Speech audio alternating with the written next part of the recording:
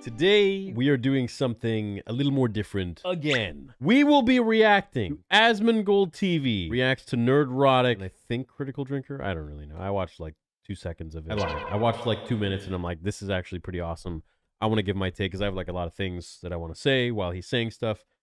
38 minutes long. I don't know if we'll go for the whole thing. If we do, rest in peace to my editor, K-Man. He's going to have to edit. But anyways, let's get to the video. Everyone hates the Acolyte. What is this? Cultural critics like the Critical Drink. This is like the first time that you get to branch out and like watch other people who aren't necessarily Star Wars. I don't know if they're fans or, you know, they don't talk about Star Wars on their channel, but they're now talking about it because the Acolyte has literally brought all of us together. That's how amazing it is. Nerdrotic and Critical Drinker are to blame for the Acolyte tanking. Wow, I didn't know YouTubers had such power to tank a $180 million show backed by a multi-billion-dollar media company that is arguably one of the, if not the largest media company in the world. It's probably one of the most annoying things that online journalism has cultivated, that people think that they have like this moral obligation to like basically propagandize to the public different viewpoints or different worldviews. Because we allowed it to work for some time. We did, and I think that it's not working anymore because it's become so they're gaslighting us. Yeah, keep in mind, you have every right to not like something for whatever reason that you want, and nobody has the right to take that away from you. It doesn't matter. And yours truly. What I've been saying for the longest time, and there's so many people out there that say like, you have to be positive about Star Wars. The online space is only for positivity. Fuck you. No, it's not. It's about expressing your opinion. If you like something, you like it. If you don't like something, you don't. How is that any more disingenuous or genuine if you're being hateful to something or you're being overly loving for something for the sake of being positive? I mean, toxic positivity is the same as toxicity in the sense that, well, you're literally on the toxic parts of both sides of the pendulum. Like what you want. Don't be a dick about it. Hate what you want. Don't be a dick about it. It's that simple. You lost your entire family. Your mothers, your sister. I carried them. I wonder how many people actually... that's where he said mothers. You guys had been saying, like, they said mothers. For like the longest time, I never heard. Oh, that's the first time I heard. All right. Like, the company will lose so much money pandering to these kinds of people and creating this kind of content that it just won't happen anymore. And I think it's already happening. Like, it's been happening now for like 2 years. Third year's a charm, baby.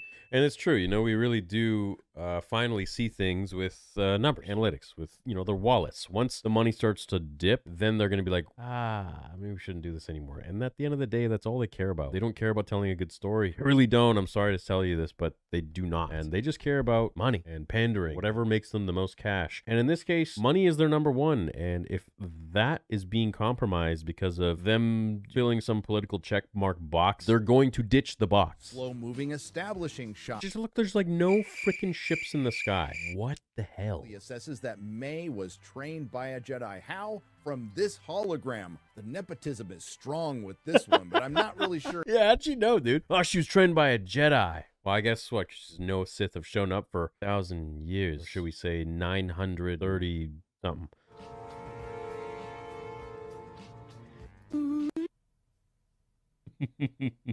Wait, is he seeing this for the first time through Nerdrotic's videos? He hasn't even watched the show, I guess. Nerdrotic converting one more person to hate the show. It's all his fault. God damn it, Gary. God damn it! Wants to say it because they're afraid of the repercussions. Kind of like everyone just agreeing with Homelander. Not that the show is Homelander, but, you know, it's like everyone just agreeing with, oh, yeah, it's great, it's amazing, whatever you say, for sure. I don't know. Anybody who uses the argument that if you don't like the show, you are racist or sexist, I automatically assume that you're brain dead, you have zero creativity, and you can't form any sort of argument whatsoever. So you just resort to ists and phobes because you're an idiot. And despite absolutely nothing happening in this episode, Leslie Headland wouldn't want to miss an opportunity to once again take George Lucas's lore to Harvey's couch. Hey, every time I see him, it just pisses me off. It makes his death during Order 66 so much more warranted. It's like, yeah, good, you're dead. You hid everything from the Jedi.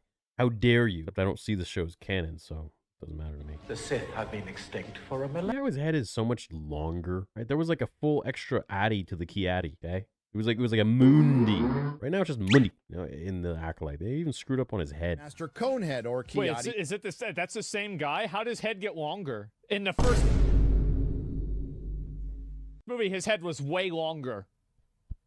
Mundi, who wasn't supposed to be born at this time until, of course, Disney. I think that if you go back, there's probably already been a number of things in Star Wars that have been retconned ever since the first movie came out.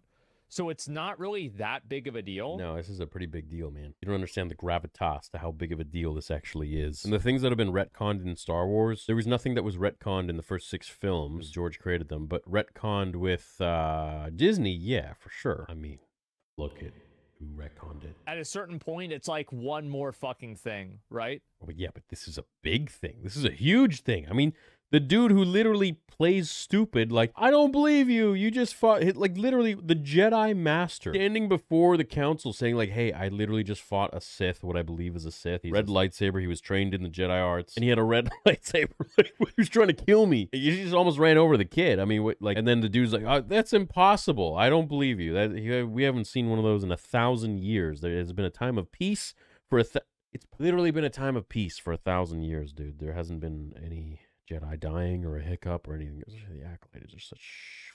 Least of this scene's problem look anything like their mother. I mean, where are the horns? But they were created by this thing called the Thread. So that really Dark Lord-looking dude carrying around a red lightsaber who trained May couldn't possibly be a Sith. It's not important. Please keep in mind this is the same Disney Star Wars that's been... Yeah, it's coming. This is sad, bro. Like, what the dude? I never. Another one joins the ranks for years and doing. Welcome to the Brotherhood.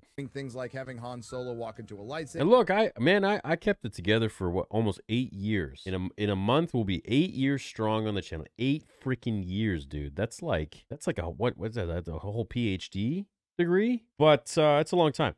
So. And I have been holding it together for a long time, you know, being really like hopeful, like, yeah, it's you know, they have a plan. No, they don't have any plan. No, they just don't know what the freak they're doing, and now I'm gonna call it out. Somehow Emperor Palpatine returned, and their one hit series is a repurposed Boba Fett and a repurposed Yoda. And when they got around to doing a Boba Fett series, they made him Boba Fett. And I tried to cut back on the beers so the stomach wouldn't be out too far.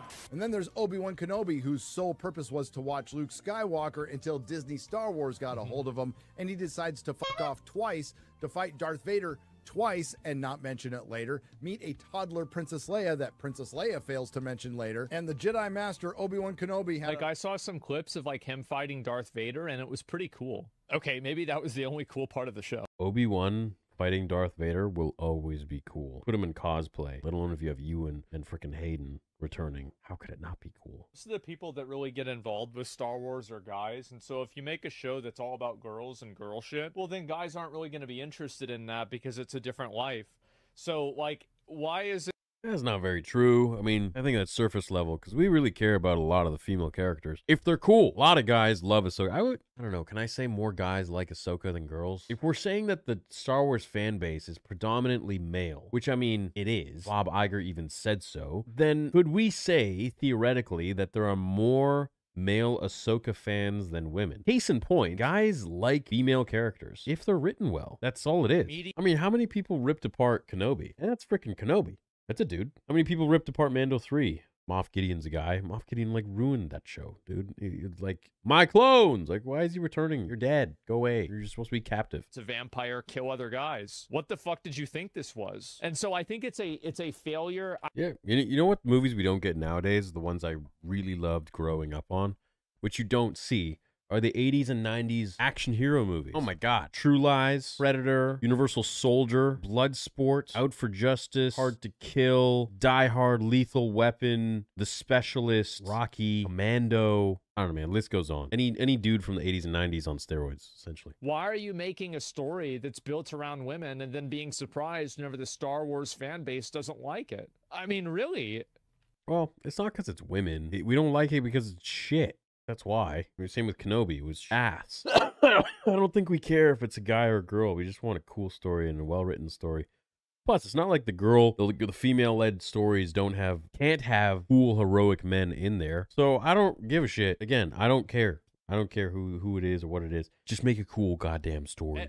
The only reason why a guy wants to play a girl character is if the girl is hot. And I think that this is not a 100%, but I bet it's about 90. I do. I think it's about fucking 90%. Nobody wants to play an ugly chick in a video game. They'd rather just play a guy.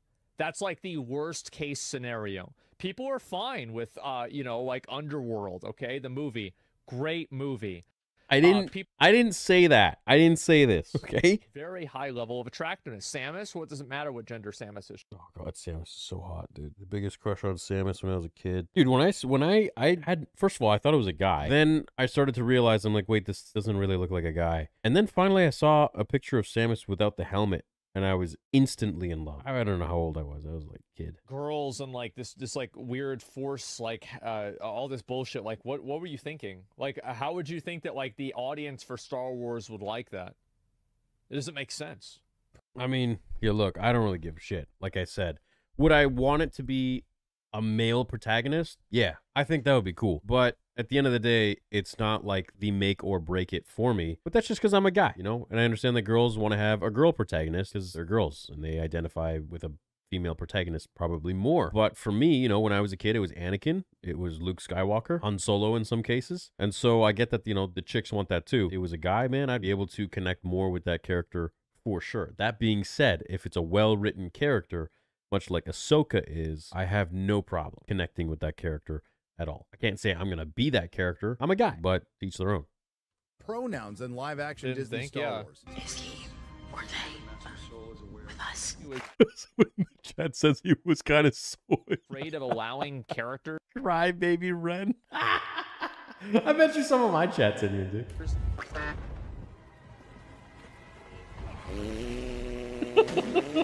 And the big mystery to the fives and Wow. and what's likely an industry first, a TV show star has written and released a song and a music video complete with dance moves in response to racist backlash against the show. It's a bold strategy. I still haven't seen any racist. I mean, I'm not saying there aren't like pieces of shit that are doing that. I haven't seen any. I just see people talking about how shitty the show is and how bad her acting is. I don't see any of the other garbage out there. When are we going to get to the point where our voices and our criticisms aren't just thrown under the bus and labeled with ists and phobes over it? Be like, don't uncover this. These are just ists and phobes. It's like, what the fuck, dude? No, we're literally just, we're allowed to have our own opinions. We don't have to just blindly love. I don't know. It's so weird. And it's like, it's only like a small sect of the fandom who is like so unbelievably angry if you have any other opinion than spoon feeding this garbage show or any garbage show that is just so poorly made and shits on the face of George and what he's created. And you're supposed to sit there and like it and be like, the internet is a place for positivity. No, it's fucking not. It's a place where you're supposed to be able to talk about what you think without having a gag order, the possible fear that you'll be ostracized for your opinion. My God, like are we going back in time? I feel like I'm taking crazy pills. I feel like I'm Mugatu here. What is this? It's like Disney actually doesn't care about any of Disney doesn't give a fuck about any of the shit that it purports. They just want to make money. Why are people supporting this multi-billion-dollar company that is lying through their ass? It's like people forget. Disney isn't that company that it used to be in the 90s, the one I grew up with, which made freaking fun movies that I enjoyed with great messages for kids. It's something so bastardized now and so perverted and just so whack. I would love to be on a podcast with Moist Critical, Asmongold, Gary from Nerdrotic, Critical Drinker, myself. I think that'd be pretty wild. Pretty cool little podcast. It'd be fun. Mauler. So many people thought this is true, but you can't say it. And I think that people get really tired of not being able to say things. I think this is just an issue in general, like you know, I think we live in an age where nobody really has creativity, yet everyone wants to really be successful. Everyone wants to be an influencer. Everyone wants to have a YouTube channel. But no one is creative or imaginative or has any actual talent. So they rely on getting shill checks. They rely on getting handouts. And the only way they can do that is by conforming to these massive multi-billion-dollar media companies' checklists. And if they do that, then you can get a little pat on the back and you get invited out to a premiere or you get some early access content. And, you know, because of that, then you'll get some more eyes on your channel. But at the end of the day, it's not like you really offer anything. It's not like you really offer anything creative or interesting or no real talent whatsoever. So it's like you kind of just are stuck in this cycle of repeating the shillness in order to stand out, because you really have no other way of saying, hey, I'm here through creativity or talent. You kind of just have to bend the knee, or rather bend over, to these massive corporations and tick off all of their boxes. So in the hopes that they'll send you a free fucking blanket so you can do a review, an early review. It's unfortunate. And I wish, people would kind of wake up and understand the world needs you to speak your mind. People want you to speak your mind. And yeah, you may not get free shit from the companies, but is that your worth? Is that, thousands of years your ancestors fought and survived and famine and war and to lead to you not speaking your mind? I mean, you guys know how many of these people I know that get a lot of these, invites and everything, and behind closed doors, they think completely different than what they are leading on. But that's their bread and butter, right? That's all they can do. And it's unfortunate, but if only they were to be, able to wake up and break through the frickin' porcelain veil and realize, you know what? I'm just going to speak my mind, and that is going to get them 10x the actual engagement than these corporations who are just using them could ever do, could ever give them. Now, if you truly like a product, good for you.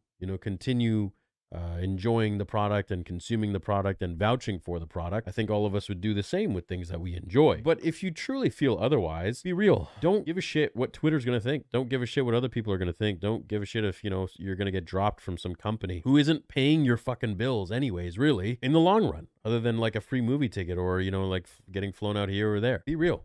I think the world appreciates that more now than ever, really.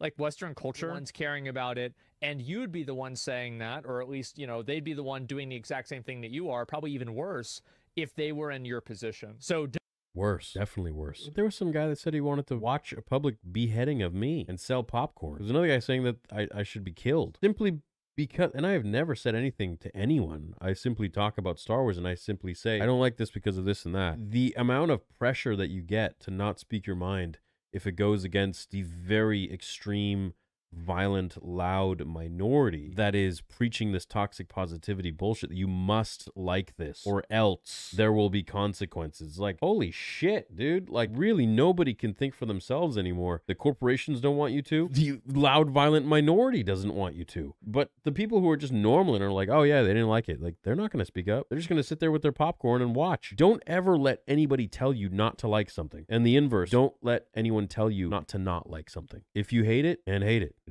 Just be respectful when you hate it. If you like it, like it. It's not that deep. That's the real reason. Nobody actually cares about these problems. No. They only care about them when the show is bad. I wouldn't even say people give a shit about them. I would just say it's make a good show. It's as simple as that. At the end of the day, like what you want to like. Don't like what you don't want to like. Don't let anybody tell you otherwise. Love you guys. Star Wars Theory here, and theorysabers.com. Catch you in the next one.